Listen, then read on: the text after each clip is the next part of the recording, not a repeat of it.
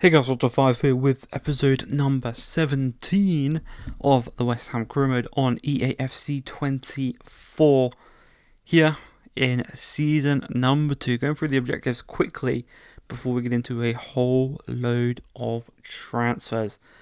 And you can see here, as we go down to Continental Success, there is no objective, which confirms no European football for us this season. It was taken from us because Chelsea won the FA Cup, which is really unfortunate, but it gives us a whole new season to rebuild and reclaim what is ours, but also gives us the risk of losing some key players should transfer offers come in for them.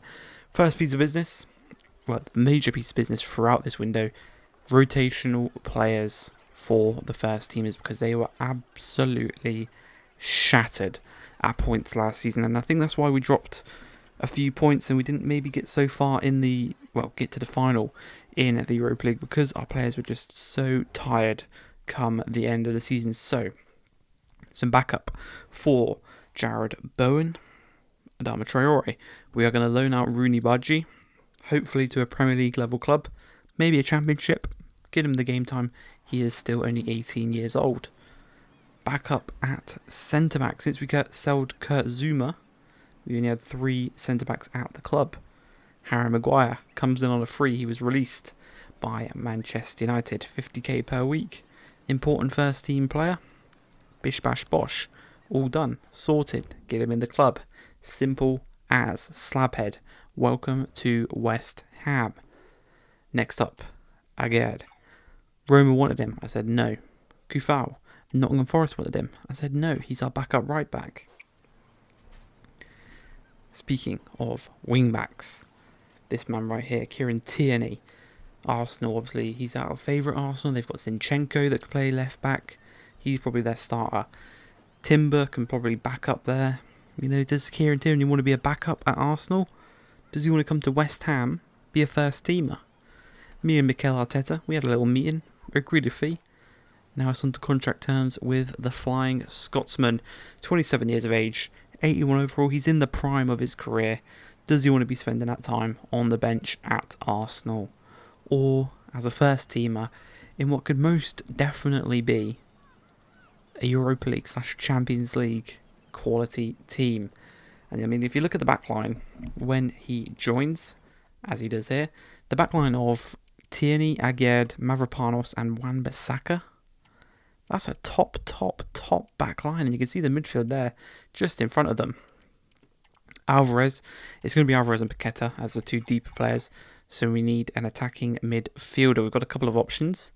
We've got this Brazilian new gen, Miguel Acosta, got Morgan Gibbs-White from Nottingham Forest, and we have Angel Gomez from Lille.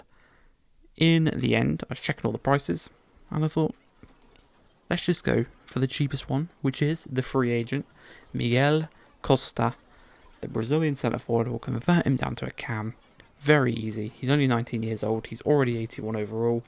No transfer fee needs to be paid for him. Just the wages. 55k per week. Not bad. Comes in. Attacking midfielder. Simples. Bish. Bash. Bosh. We spent 5 million so far this window on Adama. We've spent about 20 million on Kieran Tierney. Every other transfer we've made has been a free transfer. Backup striker, we've lost Antonio, we lost Danny Ings last season. Backup striker Cameron Archer relegated with Sheffield United. Rotational, he already wants it. Perfect. He's only 22 years old. He's on relatively cheap wages. He knows he's going to be back up to Tammy. Should Tammy get sold because a big offer comes in for him, he'll go straight into the first team. Another backup in the midfield. James Milner brings that seniority, I don't know if that's a word, leadership, the wisdom. He's 38 years old, 74 overall. He's still kicking it in the Premier League. He's obviously, I think he debuted when he was 16, so he's played in the Premier League for like 22 years now, which is absolutely insane. But James Milner joins West Ham. A couple of more offers for Aguerd. They're just not teams I'd realistically see him leaving to. I think he believes in the vision. here at West Ham of getting back into European football. For some reason, Newcastle released Callum Wilson. He was a player I was going to sign. It was over him or Tammy Abraham last season. We went with Tammy because we picked up Callum Wilson on a free in season number 2. Proper good signing. So that is now Tammy, Callum Wilson and Cameron Archer for the striker. And look at our budget. Initially 78 million, currently 49 million. We've spent 30 million and we've brought in all these names for the team. Kicking off the season, Liverpool. We've got Klopp's number. We proved that last season. We beat them 3 times in a row in the Europa League and in the Premier League. Obviously, when we went to, the first time we played them last season, 6-2 to Liverpool. We'll give them that. But the bounce back has been incredible. Can we continue the streak against Liverpool? Well, if we can start the opening day off with a win at Anfield, it is going to be a clear message of our intent, and it shows a clear improvement on last season where off the bat we lost straight away to Bournemouth 5-3 I think it was. Here, first chance, offside, unlucky, but this Costa guy picked him up out of nowhere. He is a very, very nice little player, and long may that continue, because obviously now our team, we have a brilliant combination of players in their prime, the likes of Tammy, Jared Bowen, Paqueta, basically the whole defence, and we've got a lot of players coming into their prime with the likes of Cameron Archer, young players should I say, not even coming into their prime, they're still quite a few years off, but Willy Gnonto, Kudus, Cameron Archer, it's mainly attacking players. We haven't really got that many young defenders, but Georgie in goal, hoping he can improve on last season. Unfortunate to concede just before halftime, bit of poor distribution. We do have to improve on that, but I mean that was a problem last season as well, so it's something that will probably stick with us throughout. But 1-1 here against Liverpool. Coming into the second half, Costa on the little flick over his head volley, well saved by his fellow countryman Alisson. Just a few minutes later though, we're winning back the ball, we're aggressive, we're playing with passion, because we want European football back at the London Stadium, as Costa scores on his debut. He makes it 2-1, and he potentially could have just secured a 4th win in a row against Liverpool. Klopp can't deal with us.